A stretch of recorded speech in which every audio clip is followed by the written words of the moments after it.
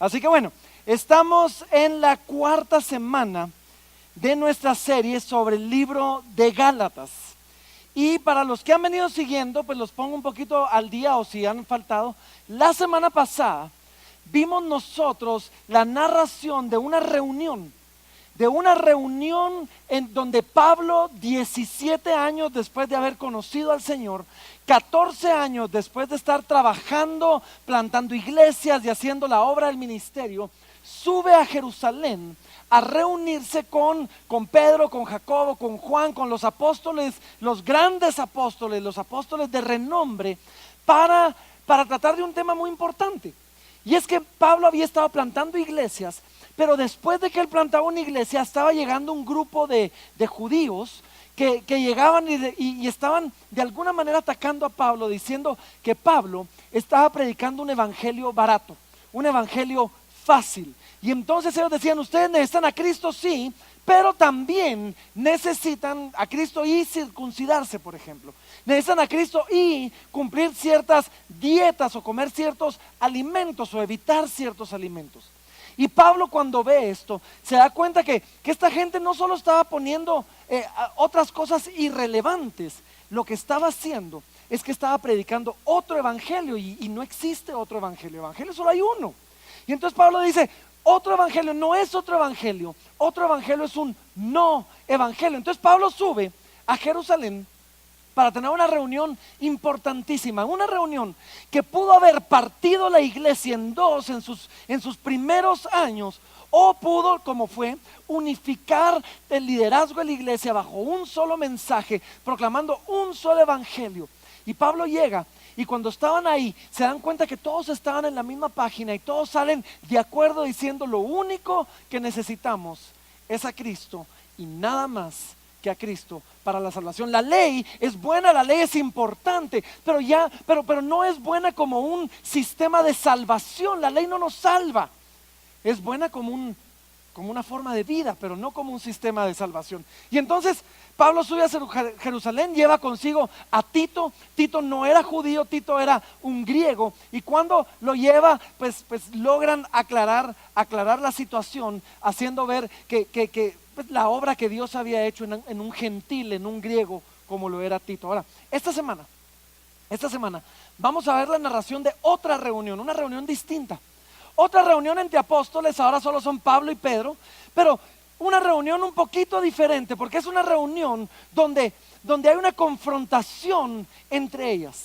Y es una confrontación muy reveladora para la iglesia en ese momento y muy reveladora para nosotros hoy, 2000 años después, porque el tema de hoy es quizás, creo yo, de los temas más importantes conforme vamos creciendo en el evangelio, madurando en el evangelio. Y es que la mayoría de nosotros, muchos de nosotros, hemos creído el evangelio, ¿sí? Hemos conocido a Cristo, hemos experimentado su gracia y es increíble, pero ahí nos quedamos y no nos hemos detenido a pensar las implicaciones que el mensaje del evangelio tienen, no solo para nuestra vida espiritual, sino para todas las demás áreas de nuestra vida. Cómo el mensaje del evangelio impacta a mi familia, cómo el mensaje del evangelio impacta mi relación con otros, cómo el creer el evangelio impacta la manera en que trabajo, en que hago negocios, en que veo el matrimonio, en que corrijo a mis hijos. Y parte del madurar en Cristo es ir entendiendo las implicaciones del evangelio y cómo el evangelio salpica, por así decir, todo en nuestra vida, cada área de nuestra vida. Así que hoy quiero que veamos este texto, vamos a leer verso por verso el texto que nos toca y vamos a enfocarnos particularmente en una frase en el versículo 14, que creo yo que ahí nos vamos a detener y espero vamos a ponernos muy, muy prácticos para tratar de aterrizar esto a nuestro día a día y que todos podamos ver cómo el evangelio se aplica a nuestra vida. Así que con eso en mente, Gálatas capítulo número 2, versículo 11, comienza diciendo así: pero cuando Pedro vino a Antioquía, le resistí cara a cara porque era digno de condenar. Ahora, no estamos seguros cuánto tiempo pasó entre la reunión en Jerusalén que leímos la semana pasada y esta otra reunión en Antioquía. pero ciertamente pasó algún tiempo. Y esta es una reunión donde vamos a ver a Pablo resistiendo a Pedro con el mismo corazón que Pablo subió a Jerusalén: preservar la verdad del evangelio. Ahora, ¿cuándo lo hace? Y hablamos de esto la semana pasada, así que no me voy a detener mucho. Vemos que dice, cuando vi a Pedro le resistí. Y miren esto, son 3 palabritas muy importantes: cara a cara. La semana pasada hablamos esto y lo recalcamos hoy. Es importante que cuando tenemos conversaciones difíciles, cuando nos toca quizás confrontar a alguien, lo hagamos cara a cara. Porque verán, el texto no traslada tono. El texto no sabe si lo estamos diciendo irónicamente o sarcásticamente o enojados. El texto no traslada intención. Y hoy por hoy nos hemos vuelto muy haraganes y todo queremos mandar un WhatsApp y ya. Pero cuando lo hacemos cara a cara, primero podemos ver a los ojos de aquel que estamos confrontando y que nos vea a los ojos, que vea si viene con amor, que vea nuestra intención, que vea nuestro corazón, que vea que estamos procurando la unidad, no la división. Yo me recuerdo hace como año y medio, recibí una llamada de un amigo, un hermano, un pastor amigo nuestro, es de una iglesia que nosotros plantamos. El pastor Justin Burkholder me llamó un día y me dice, Francisco, necesito hablarte. ¿Qué estás haciendo ahorita? Le digo, Justin, voy camino al aeropuerto. Te voy a traer y te llevo porque necesito hablarte, pero quiero hacerlo cara a cara. Yo, wow, ¿qué dice? Así como que, pero le digo, mira, voy con mis hijos, voy con mi esposa, no, es imposible. Bueno, aunque sea, te quiero llamar por Skype, pero quiero que veas mi cara, quiero que veas el amor con lo que te voy a decir, lo que te voy a decir. Y cuando hablamos, me recuerdo, me llamó la atención, habíamos hecho algo que él no estaba de acuerdo y pudimos discutirlo. ¿Y saben qué? Ver a alguien cara a cara cuando te está confrontando, ver el amor con el que lo está haciendo, ver que hay un cariño y una amistad genuina al hacerlo, hace que uno, en vez de ponerse a la defensiva, no, es que hace que uno baje sus defensas. Y hace que uno genuinamente aprecie a aquel que se está sobreponiendo a la incomodidad de venir y hablar un tema difícil, pero hacerlo cara a cara y hacerlo en amor. Y eso es lo que está pasando entre estos 2 discípulos. Ahora, ¿qué había pasado en Antioquía que los llevó a esta confrontación? Es lo que vamos a ver en los siguientes versículos, donde en el versículo 12 dice así: pues antes que viniesen algunos de parte de Jacobo. Jacobo era el hermano terrenal de Jesucristo, Jacobo o Santiago. Él había tomado el liderazgo de la iglesia en Jerusalén. Entonces, de alguna manera Jacobo era el líder de la iglesia de Jesucristo en aquel entonces. Entonces dice que llegaron algunos hermanos de parte de Jacobo a visitar las iglesias en Antioquía. Pero dice que antes que ellos vinieran, Pedro comía con los gentiles, pero después que vinieron se retraía y se apartaba porque tenía miedo de los de la circuncisión. Y en su simulación participaban también los otros judíos, de tal manera que aún Bernabé compañero de Pablo, Bernabé compañero de misión hacia los gentiles, de parte de Pablo, había sido arrastrado por la hipocresía de ellos. Ahora, esto es lo que pasó. Pedro ya había sido liberado, había encontrado libertad en el evangelio, libertad de la ley ritual, libertad de esa ley ceremonial que le exigía hacer ciertas cosas para alcanzar el favor de Dios. Y él había alcanzado esa libertad y ahora podía compartir con los gentiles. Y mientras él estaba ahí solo, él compartía con los gentiles, él comía con los gentiles, él comía como gentil. Y de repente llegaron la gente de parte de Jacobo, y cuando los vio, algo pasó en Pedro. Y de repente se echa para atrás y dejó de comer con ellos, dejó de compartir con ellos, dejó de tener comunión con ellos y dejó de comer como ellos. Ahora, para el judío del primer siglo, lo más sorprendente no era que Pedro hubiera dejado de comer con ellos, era que Pedro hubiera comenzado a comer con ellos desde un principio. Porque para el judío del primer siglo, comer con un gentil era prohibido. Comer con un gentil, ellos miraban al gentil como alguien inmundo, como alguien inferior. Entonces el judío y el gentil era abominación para ellos comer con uno. Y sin embargo, Pedro lo había hecho, pero Dios, lo que pasa es que Dios se había encargado de darle una visión específica a Pedro, una visión muy particular a Pedro, donde en esa visión Dios se había encargado de mandarle el mensaje. Y esta fue la visión. Un día Pedro estaba orando Mientras le preparaban la comida, él tenía hambre y sube a orar al techo de la casa. Y cuando él está orando, dice que el cielo se abre y bajan unos lienzos. Y en esos lienzos habían todo tipo de animales, inmundos y limpios. Y cuando él los ve, dice que escucha una voz que le dice: Pedro, mata y come. Y Pedro, llevándoselas de muy santurrón, le dice: Señor, ¿cómo va? De ninguna manera, si nunca nada inmundo ha entrado en mi boca. Y la voz le dice: no llames común, no llames inmundo a lo que Dios ha limpiado. Y esta visión se repite 3 veces. Y cuando Pedro está meditando sobre la visión, meditando qué pasó, llega alguien a tocar la puerta de la casa y le dice: venimos a buscar a Pedro, porque venimos de parte de Cornelio, un centurión romano, que nos mandó, porque dice que él en visión recibió una visión, que fuéramos a esta casa, que preguntáramos por alguien que estaba orando, porque él iba a venir a compartirnos las noticias que necesitábamos escuchar. Y Pedro, destanteado, se baja, se va con ellos, llega a la casa de Cornelio, un romano. Y cuando está ahí, y Pedro ve lo que está pasando, de repente lo entiende. De repente le cae el 20, por así decir, y se da cuenta de qué se trataba la visión, se da cuenta que era lo que Dios le estaba diciendo. Mírenlo solo rapidito. Hechos 10, 28 dice: y les dijo: vosotros sabéis cuán abominable es para un varón judío juntarse o acercarse a un extranjero, pero a mí me ha mostrado Dios, no una persona, Dios, que a ningún hombre llame común o inmundo. Si nos brincamos al 34, dice: entonces Pedro les predica, dice, y entonces Pedro, abriendo la boca, dijo: en verdad comprendo que Dios no hace acepción de personas, sino que en toda nación se agrada del que le teme y hace justicia. Para este entonces Pedro ya sabía, Pedro ya entendía que no había diferencia moral entre el judío y el gentil, que no había superioridad racial entre un grupo y otro. Y Pedro mismo había defendido ante el concilio el hecho de que el evangelio era para todos. Pedro sabía, Pedro entendía que en los pies de la cruz el terreno es plano, no hay ninguno mayor que otro y todos somos igualmente perdonados. Y entonces cuando Pablo ve esto, cuando Pablo ve que Pedro entendiendo esto, que Pedro habiendo defendido esto, ahora se está echando para atrás y ya no quiere comer con ellos, ya no quiere compartir con ellos, Pablo delante de todos lo reprende y le dice: sos un hipócrita. Sos un hipócrita porque crees algo, decís algo, confesás algo y al mismo tiempo estás practicando algo distinto. ¿Por qué?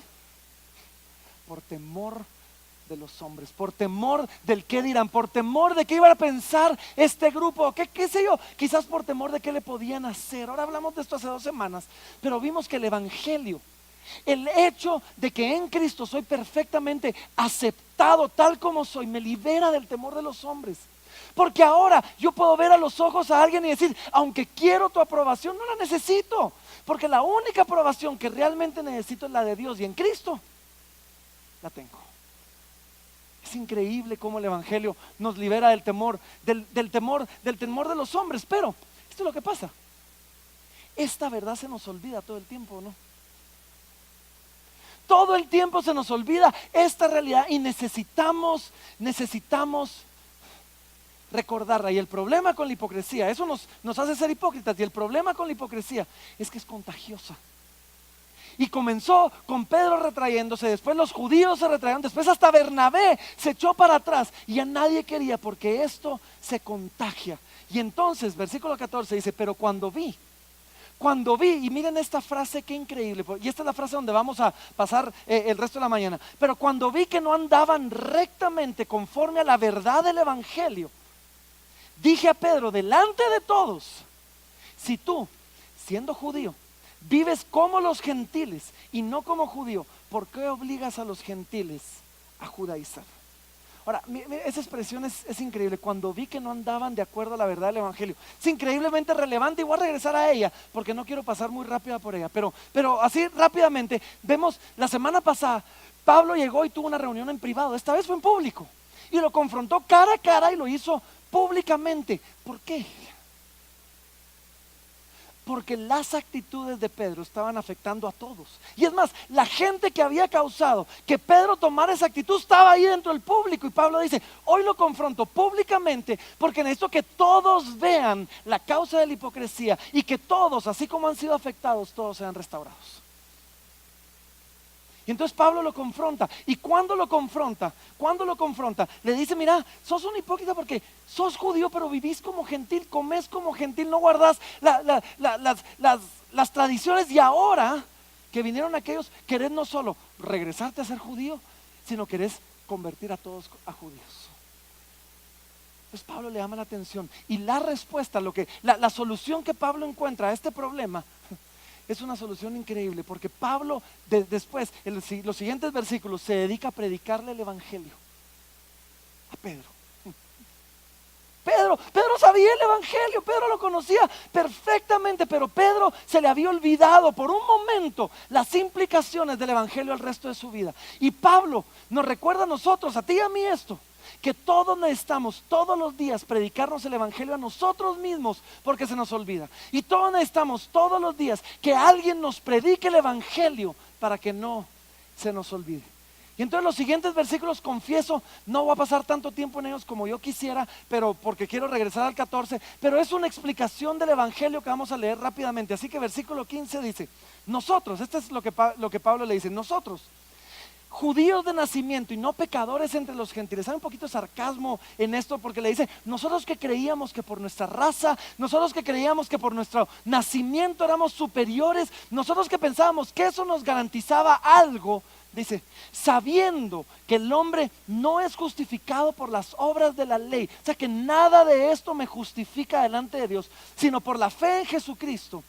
Nosotros también hemos creído en Jesucristo para ser justificados por la fe de Cristo y no por las obras de la ley, por cuanto por las obras de la ley nadie será justificado. Pablo le está diciendo, mira, nosotros creíamos que éramos superiores, pero ya vimos que ni nuestra raza, ni nuestra cultura, ni nuestra familia, ni nuestras leyes nos salvan. Son buenas, pero como un sistema para salvación son terribles, porque la ley no nos salva. Lo único que nos salva es la fe en Jesucristo. Y cuando entendimos que la ley no nos salvaba, pusimos nuestra mirada en Cristo y ahora entendimos que no es por obras. Y miren, ese era el meollo del asunto, porque Pablo le está diciendo a Pedro, hey, tú te echaste para atrás y ahora estás practicando cosas e imponiendo cosas que ya habíamos entendido que no se trata de eso, sino que se trata de la fe en Jesucristo. Y después dice, y buscando ser justificados en Cristo, también nosotros, y si buscando ser justificados en Cristo, también nosotros somos hallados pecadores, ¿es por eso Cristo ministro del pecado? En ninguna manera.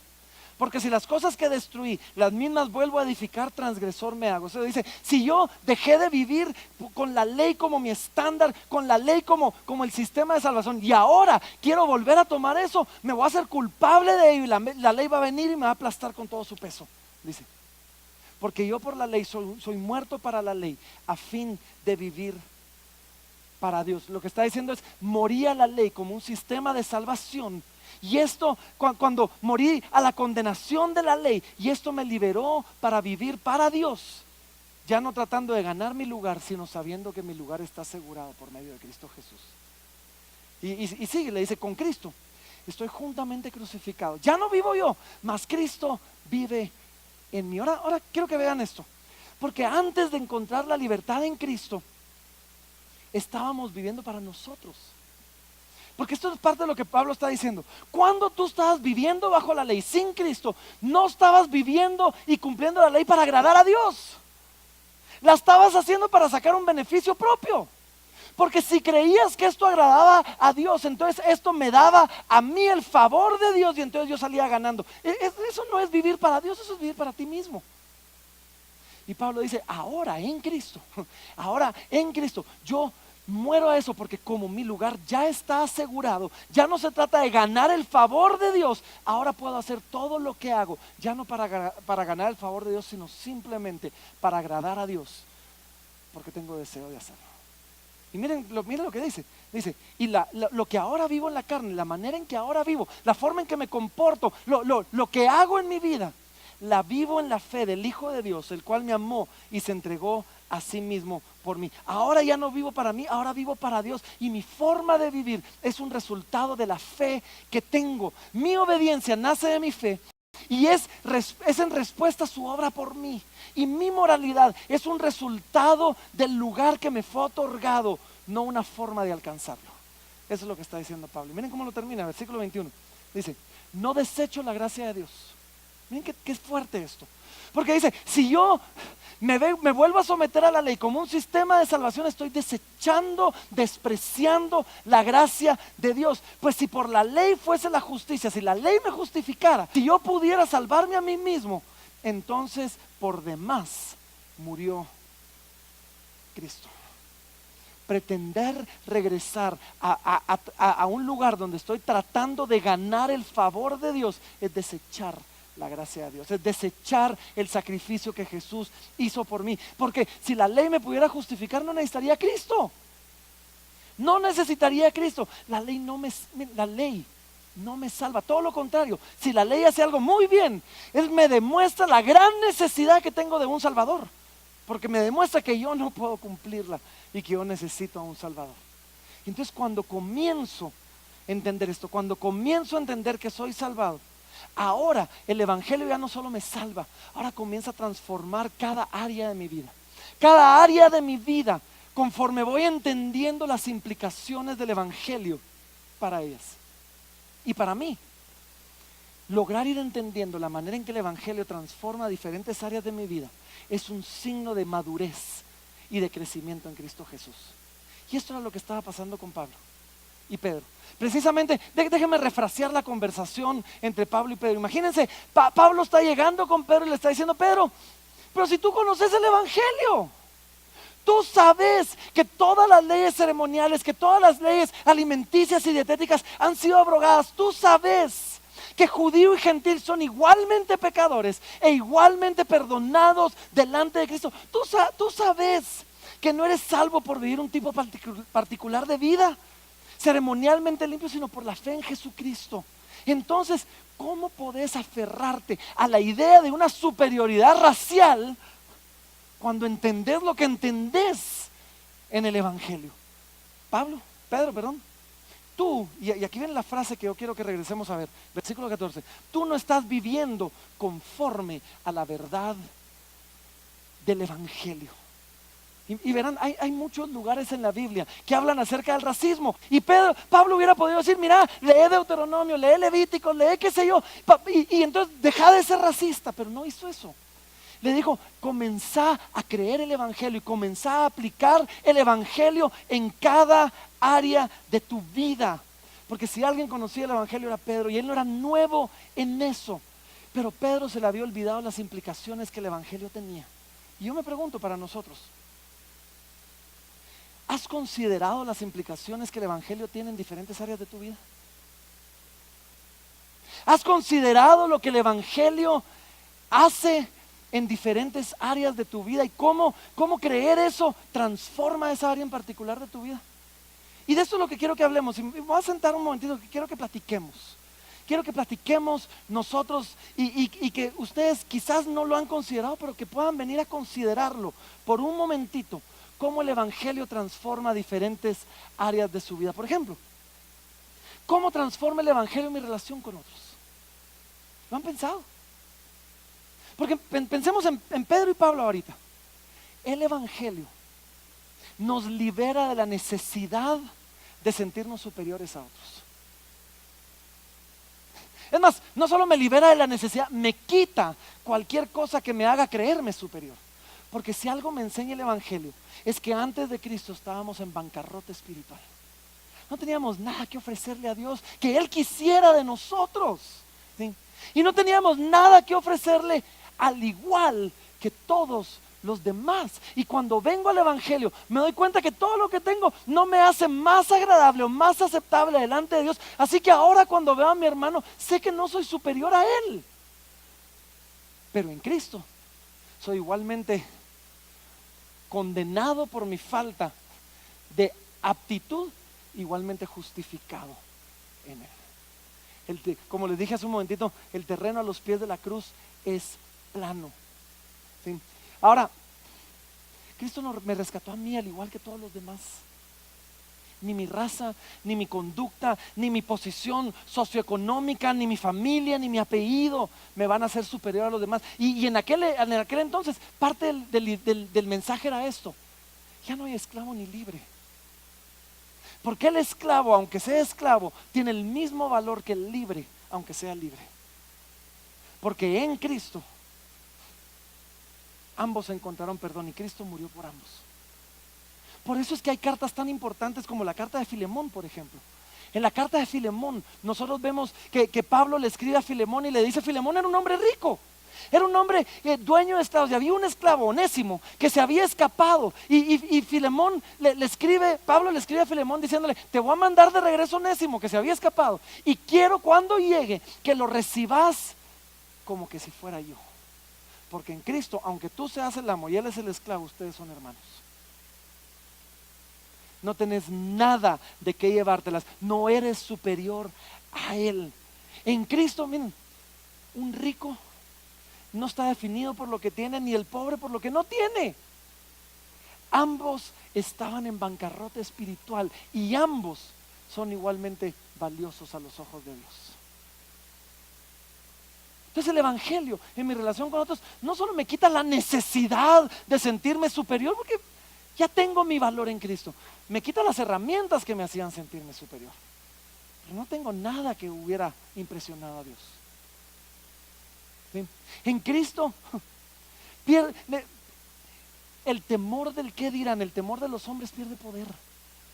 Hemos hablado de esto bastante, pero esto es tan relevante para nosotros, porque era lo que había pasado con Pedro, ¿o no?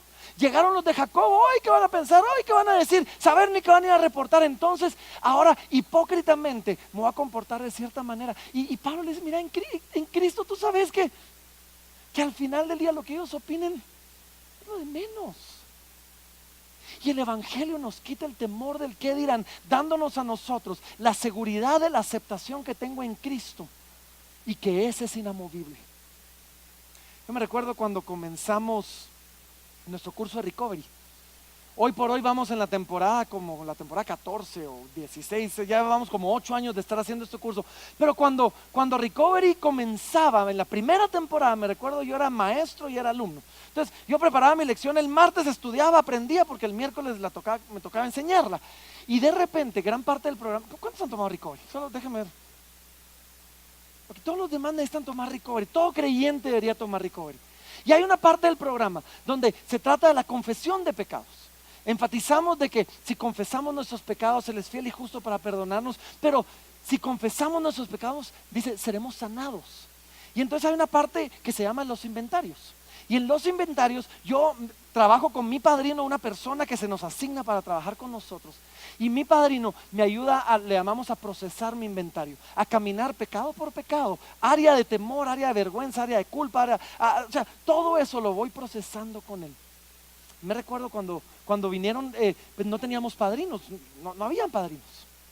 Y entonces vino un grupo de hermanos de una iglesia en Estados Unidos y ellos fueron nuestros primeros padrinos. Y como pues solo venían unos días, entonces tuvimos un retiro, lo hicimos en formato de retiro, y estando ahí me recuerdo pues yo abrir mi inventario y comenzar a confesar mis pecados y comenzar a confesar aquellas áreas de debilidad, aquellas áreas donde uno cojea, ¿verdad? Y cuando estaba ahí me recuerdo que me dice: Francisco, ¿qué opinarías de confesarle esto al grupo entero? Pues yo soy el pastor. Ellos me tienen que ver a mí con respeto, con admiración. Si yo confieso todo esto, va a perder todo el respeto. No te preocupes, me dijo, muy prudente. Él me dijo, no tengas pena. Y me recuerdo que esa idea se quedó en mi mente. Y de repente me cayó el 20. Y me recuerdo pararme delante de todos y decirles: hey, les quiero contar que durante años quizás yo he venido luchando con esto y con aquello. Creyeron que les iba a contar, ¿verdad? No, se lo conté a ese grupo, sí. Y venía luchando con esto, con aquello. Y les digo, y yo sé que quizás esto haga que algunos me vean con menos respeto y con menos admiración. Y quizás aún algunos de ustedes decidan irse de la iglesia. Y si ese es el caso, los voy a extrañar. Porque el evangelio nos libra no solo de la culpa del pecado, sino de la vergüenza que trae el pecado. y nos libra de la necesidad de aprobación de otros y me permite ahora vivir una vida transparente, aún diciendo, hey, he estado luchando con esto, estaba batallando con esto, estaba pensando esto, y saber que es un lugar seguro donde en mi aceptación ya está ganada en Cristo. No tengo que convencer a nadie más. Y aún por mucho que quiero caer bien y quiero agradarlos, y quiero que sepan, quiero caer bien y quiero agradarlos, su aceptación o su agrado es bueno y es aún importante, pero no es esencial. Porque el que tengo en Cristo es completo. ¿Están conmigo o no? El Evangelio me ayuda a perdonar. Me permite perdonar a aquellos que me han fallado, no porque yo sea muy bueno o no porque yo tenga un gran corazón, no, sino porque ahora yo libremente ofrezco mi perdón, ofrezco perdón porque yo mismo he sido perdonado. De eso se trataba la parábola de los dos deudores, ¿o no? Y cuando yo de repente me doy cuenta y digo, wow, mi pecado contra Dios era muchísimo más grande que el pecado de mi esposa contra mí, que el pecado de mi amigo contra mí, y ahora puedo extender mi perdón porque yo también fui perdonado. Y aun cuando no hay arrepentimiento de la otra parte, aun cuando la otra parte no ve su error y no hay arrepentimiento, puedo dejar ir la ofensa porque el Evangelio me garantiza justicia y el Evangelio me garantiza que el pecado cometido en mi contra va a recibir su pago en sangre. Si aquella persona no se arrepiente, Él va a pagar delante del Padre cuando se presente delante de Él. Y si aquella persona se arrepiente, su pecado va a ser imputado sobre Jesús y la cruz va a haber cubierto la paga del precio del pecado de esa persona contra mí. ¿Están conmigo o no están conmigo? ¿Alguna vez han pensado cómo el Evangelio impacta a la familia? Solo piensen cómo el mensaje del Evangelio salpica sobre mi familia. El Evangelio, por ejemplo, hijos, me libera de hacer de la aprobación de mis padres un ídolo o algo donde encuentro mi valor y mi identidad. Porque ahora tengo un Padre Celestial. Un Padre Celestial que me ama, un Padre Celestial que me acepta incondicionalmente a pesar de mis errores. Y cuando yo entiendo esto, ahora no voy a ser demasiado dependiente de la opinión de mis padres, ni tampoco voy a ser demasiado hostil o crítico hacia ellos, porque tengo un padre. Pero piensen esto, padres, todos los que son padres acá, el Evangelio, ¿cómo impacta el Evangelio la manera en que educo a mis hijos? Bien, una de las gloriosas verdades del Evangelio es esto. Cuando yo estoy pasando por un momento difícil, cuando yo estoy pasando por una situación complicada donde el mundo se me vino abajo, por causa de Cristo yo entiendo que esto no es la ira de Dios, que esto no es porque Dios esté enojado, que esto no es porque Dios me esté castigando. Su ira fue derramada sobre Cristo. Claro, al que Dios ama disciplina y al que Dios ama corrige, pero ahora lo que me pasa ya no es un Dios está enojado y me está castigando, es un Dios me está puliendo y me está corrigiendo y me está poniendo de una manera, se está asegurando de que mi corazón sea moldeado para ser como el suyo. Ahora, cuando yo entiendo eso, ¿cómo afecta en la manera en que corrijo a mis hijos?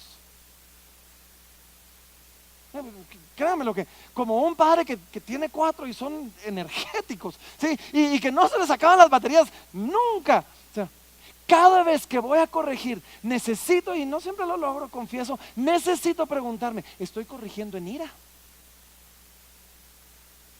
¿O estoy corrigiendo en amor? ¿Estoy corrigiendo porque lo que hicieron me molesta? ¿O estoy corrigiendo porque ellos necesitan esta corrección para crecer en ser el hombre o la mujer que Dios quiere que ellos sean? Y muchas veces eso me ha detenido la mano cuando va la nalgada y a veces no me la ha detenido, confieso. Y el Evangelio me da la tranquilidad de poder arrepentirme delante del Padre y delante de mis hijos cuando lo he hecho mal. Pero muchas veces simplemente se ha asegurado que cuando viene esa nalgada, que cuando viene esa corrección, que cuando viene esa disciplina, ya no viene por ira, ahora viene por amor, como un reflejo de un Padre Celestial que ya no derrama su ira sobre mí, sino aun cuando me corrige es en amor para mi beneficio. ¿Están conmigo o no están conmigo? ¿Sí? Y miren, cuando yo entiendo esto, cuando yo entiendo que no es por ira o por amor, mis actitudes cambian, mis sentimientos cambian. Porque ahora cuando yo veo una situación difícil, ya no la veo con temor. Ahora quizás aún con locura, ¿verdad? Y por eso es que estamos locos, ¿verdad? Quizás aún con la veo con gozo y aún, ¿por qué no? Hasta con cierta expectación de decir, si Dios es bueno y me ama y todo lo que hace es para mi beneficio y aún así permitió que esto pasara, puedo enfrentar esta prueba, quizás aún con gozo y ¿por qué no? Aún con expectativa de lo que Dios va a hacer, porque sé que Dios tiene un plan. Quizás cuando enfrento momentos difíciles, momentos complicados, cosas como la depresión, claro, cuando esta no es un desbalance químico, fisiológico, o sea, la depresión la mayoría de veces viene del hecho de que no me siento valioso. Viene del hecho de que creo que lo que he hecho no es suficiente. Y el Evangelio me libera de eso. Porque me enseña que sin importar mis logros, Dios me ama. Que sin importar mi rendimiento, Él me amó y me valoró tanto que dio a su Hijo a morir por mí. Y el Evangelio me enseña que mi valor no está en mis resultados, sino en la obra de Jesús por mí. Y entonces aún cuando hay situaciones en mi vida de fracaso, puedo verme no como un fracasado, sino como alguien que fracasó, pero que esto no me define, porque lo que me define es el sacrificio de Cristo por mí. Y eso cambia todo. Eso cambia la forma en que enfrento las cosas. Eso cambia la forma en que siento y la forma en que me duelo aún en situaciones difíciles. ¿Cómo afecta el Evangelio? ¿Cómo afecta esta verdad del Evangelio en la forma en que manejo mi dinero? En la forma en que veo los recursos, en que veo la riqueza. Verán, nuestra naturaleza pecaminosa va a tender a hacer que el dinero me defina. Ya sea que yo sea de los que cree que si tengo más valgo más y si tengo menos valgo menos, o si tengo una filosofía inversa donde si tengo muchos porque seguro soy malo y soy corrupto y si tengo pocos porque soy piadoso. El Evangelio me recuerda que mi valor no está en mis logros ni en lo que tengo, sino que está en Cristo por mí. Y cuando yo entiendo eso y cuando yo me doy cuenta que este mundo no es lo único que hay, ahora ya no me voy a aferrar al dinero como lo hacía antes. Ya no voy a dar el dinero como a ver quién acapara más y cómo saco todo lo que yo pueda para sacarle lo mayor que pueda a esta vida. Sino cuando yo veo eso y en el Evangelio entiendo la generosidad de Dios para conmigo. Porque ¿qué es el Evangelio? De tal manera amó Dios al mundo que dio generosamente a su Hijo a morir por mí. Y cuando yo entiendo eso, ahora yo puedo comenzar a vivir una vida de manos abiertas. Una vida que no se aferra a lo que tiene como que si fuera todo mío. Y mi riqueza, mis recursos se van a convertir ahora en una herramienta para bendecir a mi hermano que quizás no tiene más, para impulsar a aquel que la vida lo ha tratado más duro, para financiar la obra de Dios en esta tierra. Y voy a poder vivir de tal manera que no me aferro a todo esto, sino libremente lo puedo entregar de la misma manera que Dios dio lo mejor que Él tenía por mí. ¿Sí? ¿Están conmigo o no? ¿Sí? Mis recursos ahora son usados para bendecir generosamente a otros y no solo para mí. Y lo hago porque de esa manera yo fui bendecido por los recursos de mi Padre.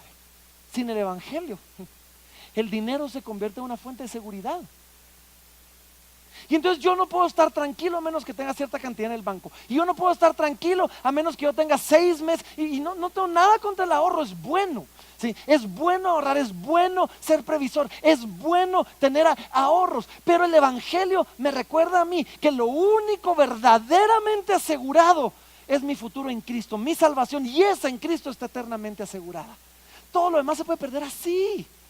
Hoy puedo tener, mañana quiero ir al banco y me quedé sin nada. Ya ha pasado varias veces. Pero el Evangelio me permite tener la única seguridad del futuro que nada ni nadie me puede quitar. Porque nadie me puede quitar aquello que Dios me ha dado. ¿Están conmigo o no? ¿Qué pasa en el matrimonio? ¿Qué pasa en la manera en que veo el sexo? Porque el Evangelio impacta la forma en que veo el matrimonio. Y el matrimonio cobra un nuevo y un mayor sentido cuando esté en el Evangelio. Porque quizás el matrimonio era una relación para mí que era importante y que me hacía feliz. Y claro, todos queremos ser felices, por supuesto que sí. Pero ahora, en el Evangelio yo entiendo que el matrimonio es mucho más que eso. Porque el matrimonio es un reflejo al mundo de la manera en que Cristo nos amó. Y entonces yo estoy llamado a amar a mi esposa como Cristo me amó, a servir a mi esposa como Cristo me sirvió, a perseguir a mi esposa y a tomar la iniciativa como Cristo lo hizo para conmigo. Y ahora, por medio del Evangelio, la forma en que yo amo a mi esposa y sirvo a mi esposa cambia completamente, porque entiendo que yo debo reflejar con ella el cómo yo fui amado. Y la idea es que ahora mi esposa pueda ver en mí un reflejo de Cristo. Y otros puedan ver en la manera en que yo la amo a ella un reflejo en cómo Cristo nos ama de tal manera, y no estoy diciendo que lo hayamos logrado ya, pero de tal manera que alguien pueda voltear a ver y decir, wow, si Cristo me ama, aunque sea así como Francisco ama a Carol, yo quiero. Y ahora esto cambia la perspectiva, porque una esposa puede libremente, humildemente aún sujetarse a su esposo, aún en aquellas cosas donde ella lucha. Ya no como una relación de codependencia o una relación de autoridad o una relación de yo soy mayor o más importante, sino como un reflejo del Evangelio, haciendo ver, hey, yo te voy a amar y aún me voy a sujetar a ti como la iglesia lo hace con Cristo. Y lo voy a hacer libremente y lo voy a hacer felizmente. Y en el Evangelio ahora puedo perdonar a mi esposa. Y ella me puede perdonar a mí precisamente porque he sido perdonado. Y el Evangelio me permite que dentro del matrimonio no salga yo huyendo a la primera y diciendo, no quiero nada.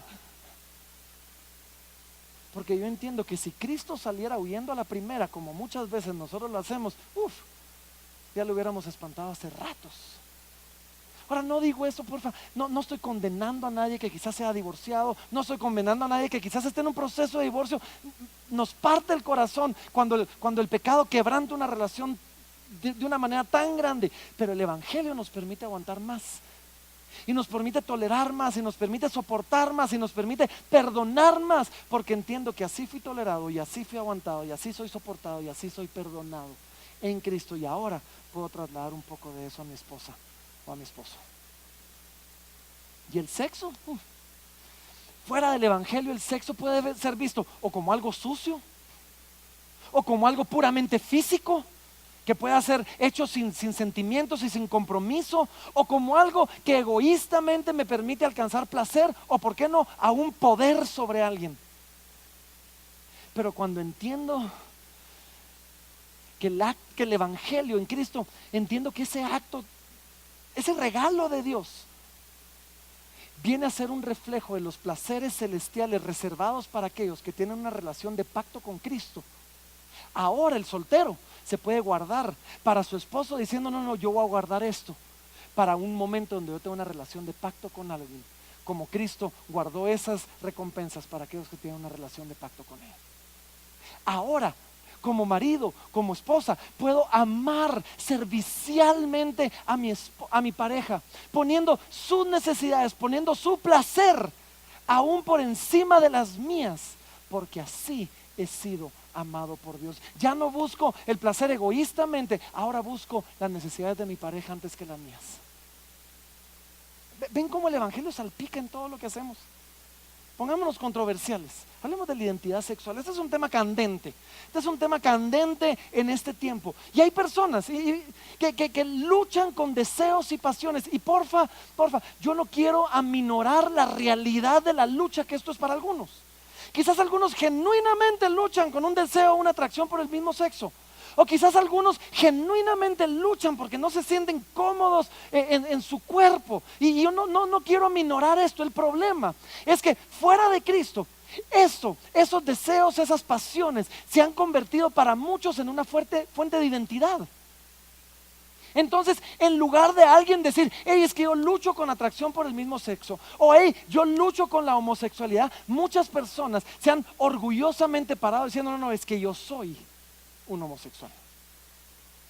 Y le han atribuido a ese comportamiento o a esa lucha la fuente de su identidad.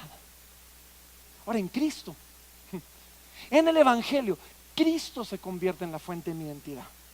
Y entonces yo entiendo que primeramente soy cristiano, primeramente soy un hijo de Dios, y todo lo demás es secundario. Mis deseos, mis luchas, mis pasiones, todo lo demás, algo que me gusta, es secundario, y eso no me define aun cuando luche con ello. ¿Están conmigo o no están conmigo? Miren, ¿qué es lo que les quiero decir? ¿Qué es lo que les quiero decir? El evangelio no es solamente el ABC de la fe cristiana. No son los primeros pasos de la fe. Tim Keller dice esto: el evangelio es el A a la Z de la fe cristiana. Es una cosmovisión completa de la vida. Es algo que define cada área de mi vida. Y lo que Pablo quería decirle a Pedro, lo que Pablo precisamente le quería decir a Pedro es: Pedro, hay implicaciones del evangelio precisamente que tratan con el racismo, que tú no estás viendo. Y lo que Pablo nos dice a nosotros es: hay implicaciones del evangelio en cada área de tu vida que necesitas ver. Y todos nosotros necesitamos aprender a aplicar nuestra teología, porque si no vamos a ser igual que Pedro, hipócritas. Yo he oído mucha gente que dice: es que los cristianos son unos hipócritas, y tienen razón. Tienen razón, somos unos hipócritas porque decimos algo, pero no hemos pensado las implicaciones de ese algo en otras áreas de nuestra vida. Y entonces lo que decimos con nuestra boca, anulamos con nuestras acciones en otras áreas. Y algunos todavía dicen: no, es que una cosa es una cosa y la otra cosa es otra. No, no lo son.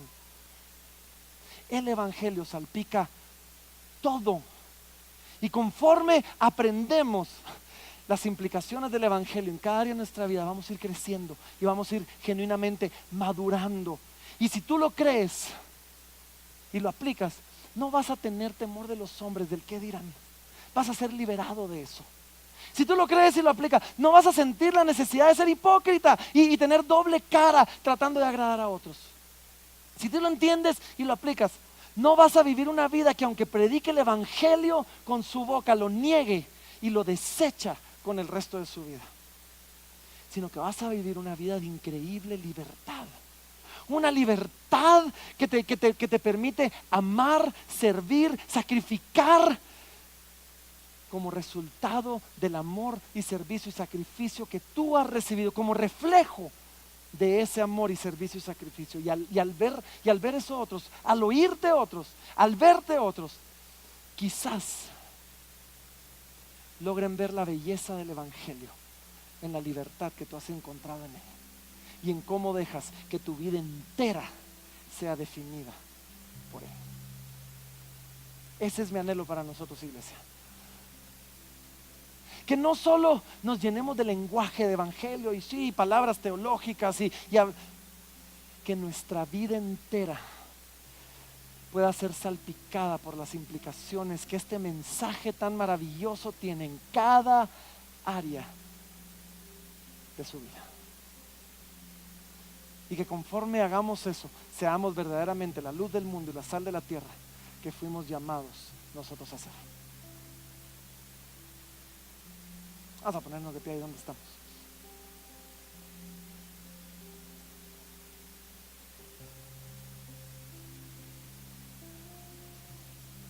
Padre, te damos gracias, mi Dios, por tu palabra, y te damos gracias, mi Dios, por preservar, Señor, en tu palabra historias aún como esta, donde un apóstol llama hipócrita a otro, mi Dios, pero que hoy, 2000 años después, nos siguen retando a ver la propia hipocresía en nuestras vidas, y nos siguen retando a vivir una vida de acuerdo, conforme a la verdad del evangelio, en cada área, en cada relación, en cada situación, con todo recurso, mi Dios, que podamos nosotros reflejar la gloria de este mensaje que nos vino a traer libertad. Así que, Señor, gracias por el sacrificio de tu Hijo que nos define. Gracias por el sacrificio de tu Hijo que nos justifica. Gracias por el sacrificio de tu Hijo que nos levanta y nos libera para vivir una vida que te agrada a ti, porque tenemos el deseo de agradarte a ti, no para vivir una vida, Señor, que es solo para nosotros, aun cuando es por medio de la obediencia a ti. Te amamos, Padre, te bendecimos. Y hoy que